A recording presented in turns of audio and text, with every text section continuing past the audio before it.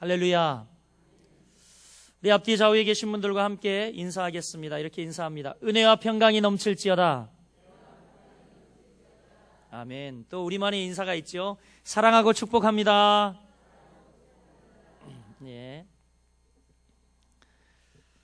오늘 여러분과 함께 10월 첫째 주일 함께 나누고자 하는 말씀의 제목은 나를 들어 바다에 던지라, 이런 제목을 가지고 요나서 세 번째 강해의 말씀을 함께 나누고자 합니다. 아마 여러분 몇 번쯤은 들으셨던 이야기일 것 같습니다. 저도 어렸을 때 기찻길 옆 오막살이에 살았는데 그때 들은 이야기입니다. 미국의 어느 지방에 철도가 있었는데 철로변으로 날마다 통화가는 어린 소년이 하나 있었습니다. 이 소년이 철도를 지나갈 때면 어김없이 기차가 지나가곤 했습니다. 어느 날도 소년이 철도 연변을 걸어서 학교에 가고 있었는데 그만 간밤에 내린 많은 비, 폭우로 인해서 철도가 끊긴 것을 발견하게 되었습니다. 시간을 보니 이 소년의 경험에 의하면 곧 기차가 올 시간이 된 거죠.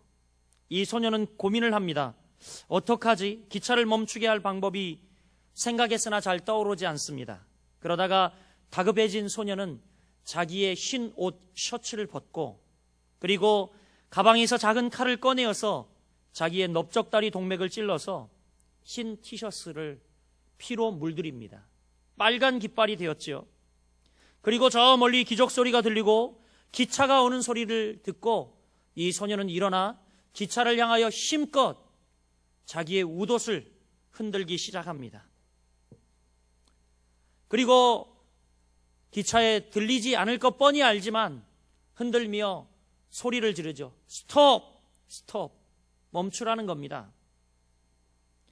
그리고 기관사가 극적으로 그 붉은 깃발을 보았고 기차는 급정거를 했습니다.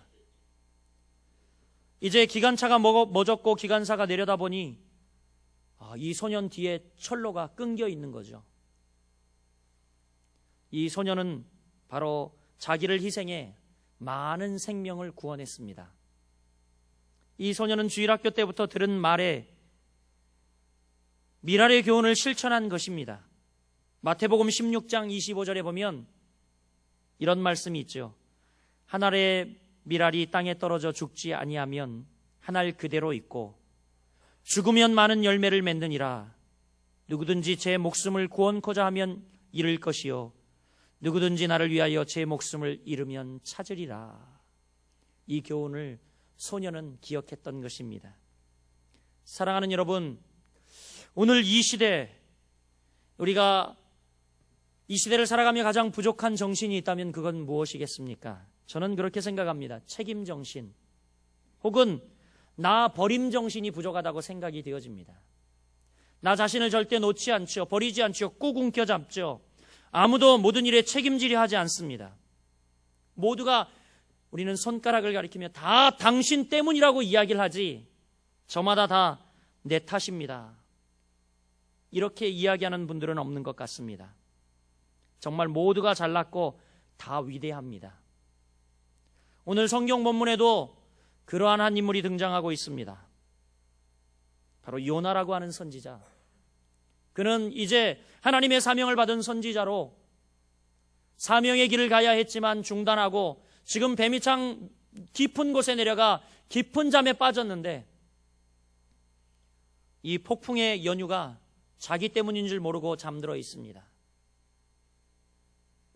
사랑하는 여러분, 우리 인생에도 이렇게 폭풍이 다가올 때가 있습니다.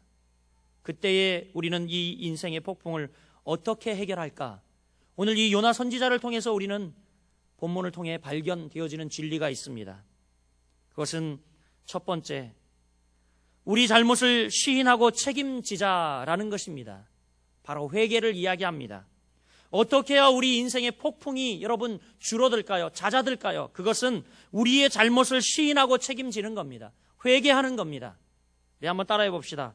잘못을 시인하고 책임집시다. 그렇습니다. 오늘 본문을 보며 정말 안타까운 한 부분이 있다면 요나 한 사람만 여러분 죄송합니다. 다 나 때문입니다 하면 모든 문제가 해결되었을 겁니다.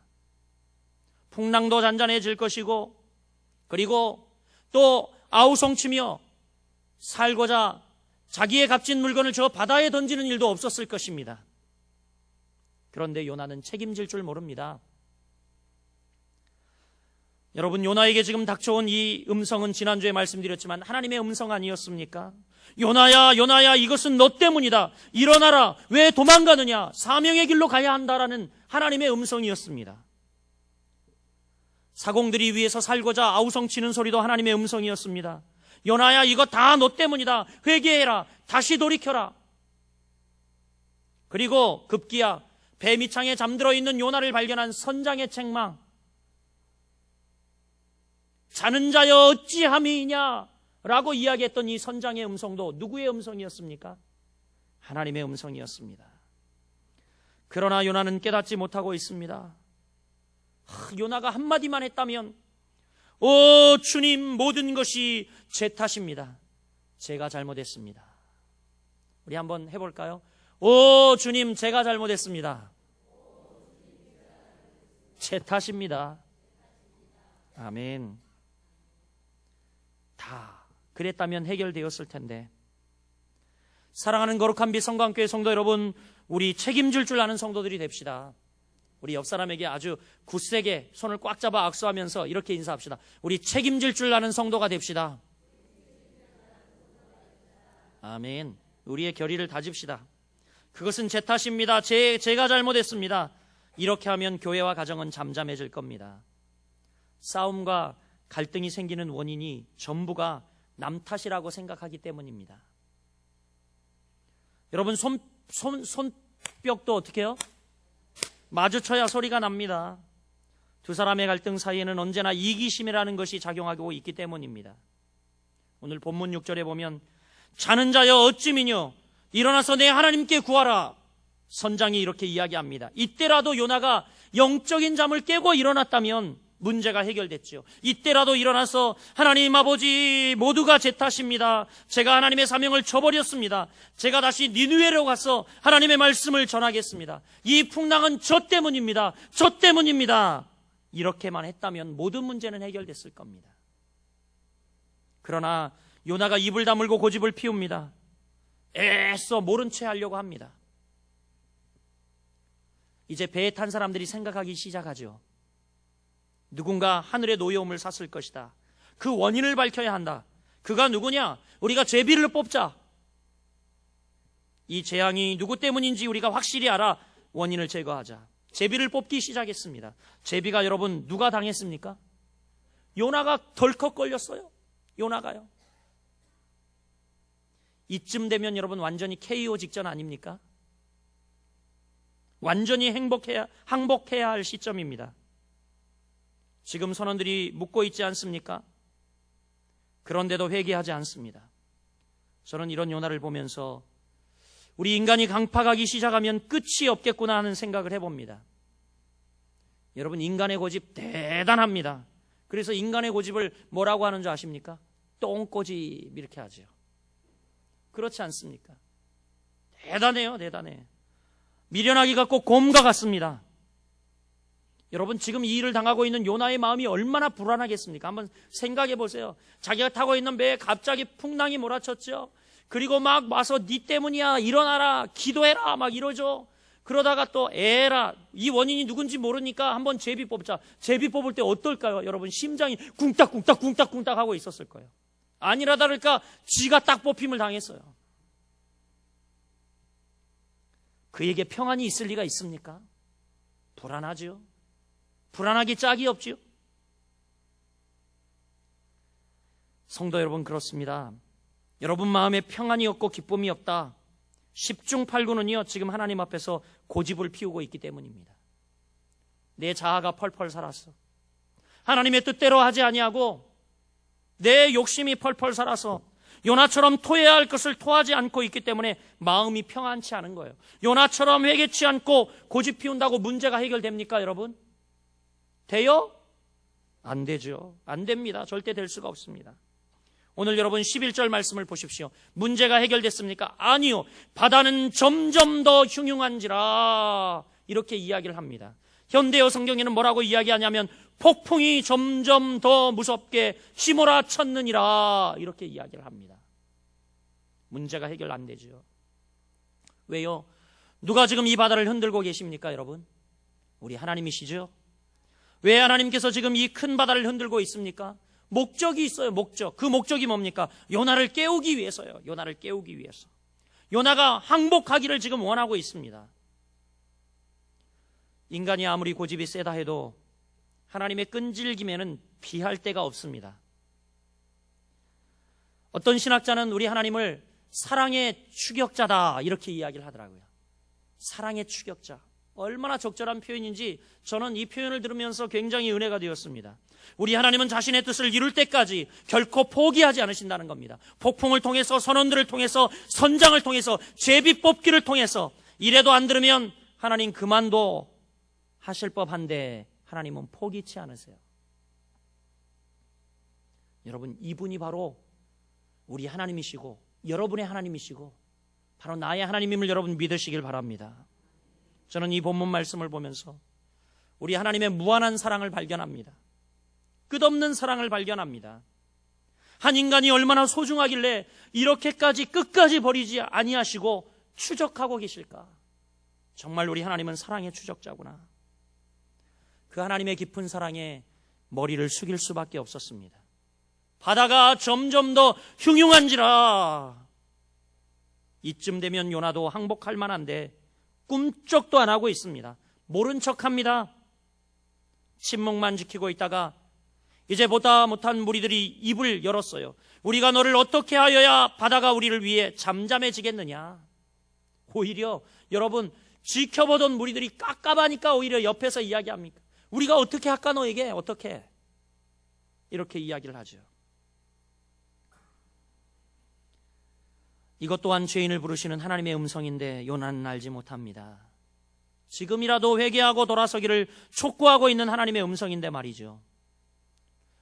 요나의 대답은 전혀 생뚱맞습니다. 12절 말씀을 보십시오. 뭐라고 이야기합니까?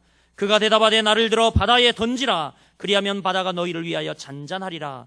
너희가 이 큰 폭풍을 만난 것이 나 때문인 줄 내가 아노라 하니라. 우선 이 요나의 대답은 사실입니다. 그럴듯합니다. 요나 때문에 풍랑이 온 것도 사실이고 요나만 해결되면 풍랑이 잔잔해질 것도 사실입니다. 문제의 열쇠는 요나 자신이죠. 요나 자신. 사명을 저버린 요나, 이 풍랑의 원인이 자신이라는 사실을 드디어 시인하게 된 것은 아주 큰 진전이에요. 아주 큰 발전입니다. 태풍이 불어도 사공들이 아우성쳐도 선장이 자는 자여 어찌미뇨 해도 심지어 제비가 뽑혀도 해결책을 제시하지 않았던 그였습니다. 그런데 이제 요나는 막다른 골목에 이르자 더 이상 피할 수 없음을 알고 해결책을 놓아놓았어요. 모든 책임이 자기에게 있음을 인정하고 있습니다. 여러분, 우리도 오늘 이런 요나에게 이런 솔직함을 배워야 할 줄 믿습니다. 비록 늦기는 했지만 문제의 해결이 우리 자신에게 있음을 인정하는 용기를 가질 수 있길 바랍니다. 우리는 계속해서 여러분 뭐라 이야기합니까? 너 때문이라고, 당신 때문이라고 이렇게 이야기하지만 너 때문이다 하지 말고 한번 저를 따라해 보겠습니다. 모두 저 때문입니다. 제가 죽겠습니다. 여러분, 이렇게 하면 가정도 살고 직장도 살고 교회도 살고 다 평안해집니다. 모든 풍랑이 잔잔해집니다. 모든 분노가 사라지고 모든 깨어진 관계가 회복되어질 줄 믿습니다. 정말 가슴에 손을 얹고 저를 따라 중심으로 한번 따라해 보겠습니다. 모두 저 때문입니다. 제가 죽겠습니다. 우리 그러면 우리 하나님 앞에 고백했으니까 옆 사람에게, 하나님께도 자신 있게 고백했는데 우리 옆 사람에게 못하겠습니까? 우리 옆 사람에게 한번 해봅시다. 모두 저 때문입니다. 제가 죽겠습니다. 아멘. 이래야 여러분 우리 인생의 폭풍이 해결될 줄 믿으시길 바랍니다. 두 번째, 어떻게 해야 우리 인생의 폭풍이 해결될까요? 그것은 책임의 피를 위해 자포자기해서는 안 된다 라는 것입니다. 한번 따라해 볼게요. 절대 포기 금지.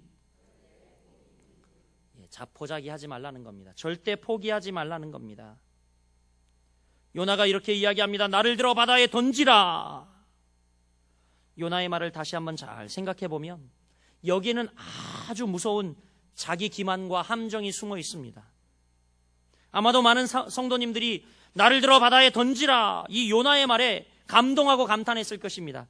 그래 드디어 깨달았나 보다. 책임을 지려 하는구나. 대를 위해서 소를 희생하는 정신. 그렇게 생각할지 모르겠지만 그러나 이 말 속에는요, 무서운 함정이, 자기 기만이 숨어 있습니다. 그게 뭡니까 여러분? 이 요나의 말 속에는 요나는 지금 전혀 회개가 없습니다. 아직도 회개가 없어요. 하나님 앞에 눈물이 없고 애통함이 없습니다.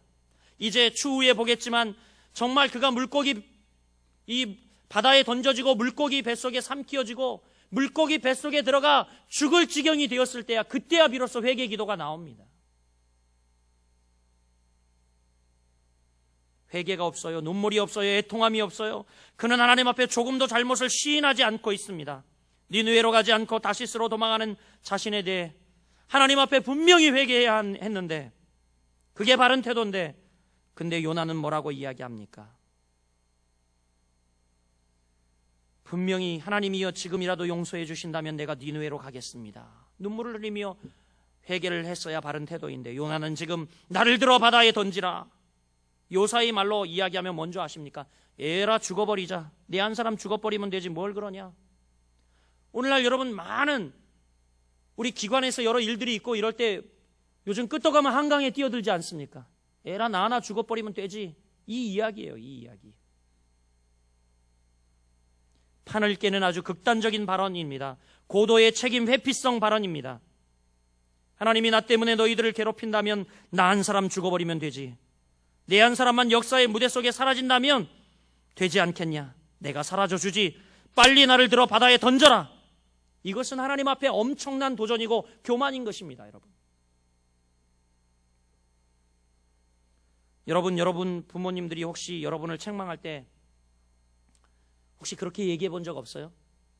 자꾸 그러면 나 확 죽어버린다. 그런 적 없으세요? 예, 다 얌전히 크셨네요. 그렇죠? 부모님이 너무 잔소리하고 책망하고 때리면 어떨 때 자녀들이 그럽니다. 확 나 죽어버린다. 왜? 부모님이 제일 속상할 이야기라는 거 아니까 그렇게 얘기를 하죠. 그렇죠? 요나가 지금 그러는 거예요. 요나가 바로 이것이 요나의 반항입니다. 이런 태도는 정말 최악의 반항이요, 도전이고 거만입니다.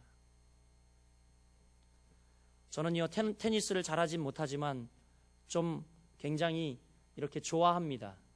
할 시간은 없지만 어렸을 때 있잖아요. 제가 외로울 때에 큰 옥상 벽에 날마다 이 테니스 공을 이렇게 혼자서 쳤어요. 그러면 참 마음에 좀 이 후련함이 있고 스트레스가 날아가더라고요. 그래서 테니스를 이 남학원 경기해가지고 우리 권호진 집사님하고도 했는데 제가 게임이 안 되더라고요. 우리 권호진 집사님 70이 넘으셨잖아요. 근데 제가 해도요, 게임이 안 되더라고요. 근데 제가 이 80년대 아주 테니스의 두 거장, 코리안 챔피언십을 하면 늘 결승에 오르는 두 사람이 있었어요. 이 두 사람 무지 좋아했습니다.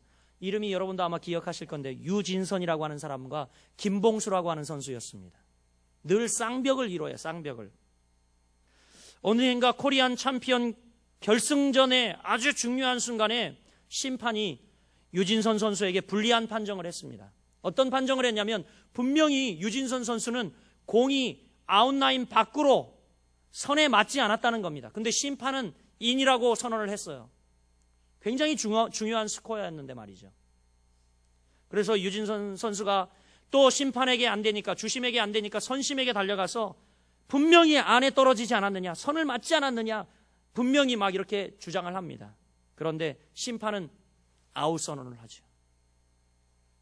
그러자 계속 거친 항의를 합니다. 그래도 받아들여지지 않으니까 라켓을 심판 앞에 막 던집니다. 막 이렇게 두드리는 거죠. 던지는 게 아니라 두드리는 거예요. 심판 앞에서. 그러다 라켓이 부러져 버립니다. 그러자 그 부러진 라켓을 심판 앞에 내동댕이 치고 에라 모르겠다. 그렇다면 내가 기권하고 죽으면 그만이지 하면서 라켓을 집어던지고 코트를 떠나가 버렸어요. 여러분, 전국 중계였습니다. 수많은 관중들과 시청자들이 어이없어 했어요. 너무나 어이없이 했어요. 그는 중요한 순간에 판을 깨버린 거죠. 만일 그가 이 순간을 꼭 참고 경기를 했다면 아마 더 존경을 받았을 것입니다. 그 이후로 이 유진선 선수는 계속 슬럼프를 경험하다가 테니스계에서는 지금 이름도 찾아볼 수 없을 정도로 완전히 사라지고 말았습니다. 그런데 김봉수 선수는요, 아직도 후배들을 양육하고 성장시키는 그런 인물로 쓰임받고 있습니다. 오늘 저는 문득 이 본문을 묵상하다가 이 선수가 떠올랐습니다. 오늘 본문의 요나와 같다. 사랑하는 여러분, 우리도 오늘 요나적 요소가 있음을 경계해야 할 줄 믿습니다. 교회, 직장, 또 사회 여러 곳에서 우리는 일을 합니다. 여러분, 문제가 안 생기는 곳이 없습니다. 일을 하다가 마음 상하기도 합니다. 어려움이 닥치고 사람들이 수군거립니다. 모든 사람이 나를 주시하는 것 같습니다. 에라, 나은 사람 사라지면 그만이지. 갑자기 말수가 적어지고 갑자기 공동체 생활을 이탈합니다. 나은 사람 사표 내면 땡이지. 직장을 떠나기도 하고 교회를 떠나기도 하고 사회 속에 여러분 묻혀 지내게 됩니다. 혹은 맡은 바 직분을 팽개치기도 합니다. 사랑하는 여러분, 자포자기성 행동을 조심하십시오. 요나처럼 판을 깨지 맙시다. 함부로 우리가 대열을 이탈하고 함부로 이렇게 나만 죽으면 되지, 이런 하나님 앞에 교만한 모습 여러분 우리가 내려놓읍시다. 가정이나 교회 생활, 직장 생활에서 문제가 없을 수 있을까요? 없습니다. 여러분은 매일 천사들과 함께 생활하지 않습니다. 여러분 매일 누구들과 생활합니까? 죄인들과 생활합니다. 그렇지 않습니까? 물론 저는 매일 천사와 같이 이불도 덮고 천사와 같이 살아갑니다. 예. 얼굴도 천사 아닙니까? 예. 그러나 여러분, 우리가 정말 매일 천사와 함께 생활하지 않습니다. 모두가 죄인입니다. 성경은요, 성경은 이 세상에 있는 모든 인류가 다 죄인이라고 이야기하고 있습니다. 우리 자신도 실수할 수밖에 없는 죄인들이고 함께 예수 그리스도의 형상을 이룰 때까지 자라가야 할 자들입니다. 문제가 생기면 여러분, 나의 인격적 신앙적 성숙을 위한 아픔임을 믿고 우리가 성숙한 반응을 할 수 있는 여러분들 되시길 주님의 이름으로 축복합니다. 이제 말씀을 맺겠습니다. 지금까지 우리는 요나서 맨 마지막 절 말씀을 빼고 요나서 1장을 쭉 보아왔습니다. 우리는 여러분 이 말씀 가운데 무엇을 배웁니까? 제일 먼저 배우는 것은 하나님은 우리 모두에게 사명을 주셨다라는 겁니다. 사명을 주셨다. 그리고 또한 우리가 사명을 거부하고 범죄하고 도망갈 때에라도 하나님은 사랑의 추적자가 되어서 온갖 방법을 통해 우리를 찾아오신다는 것입니다. 바로 사랑의 하나님. 그리고 또한 오늘 이렇게 도망가고 회피하는 사람에게 바다에 던져져야 함을 일깨워 줍니다. 죄는 죽어야 하고 처리되어야 합니다. 회개해야 합니다. 우리가 사는 공동체, 가정, 교회, 사회에 문제가 생기면 우리 사랑하는 성도 여러분, 책임질 줄 아는 여러분들이 되시길 축복합니다. 나 때문이라고 책임질 줄 아는 성도, 책임질 줄 아는 멋진 여러분들 되시길 바랍니다. 아무리 힘들어도 회개할지언정 판을 깨는 극단적인 행동은 삼가하는 여러분 되시길 바랍니다. 우리가 아무리 곁길로 도망쳐 가도 끝까지 찾아와 불러주시는 하나님, 그 끈질긴 사랑에 오늘도 감사하며 한 주간 믿음으로 여러분의 삶의 자리에서 승리하는 여러분들 되시기를 주님의 이름으로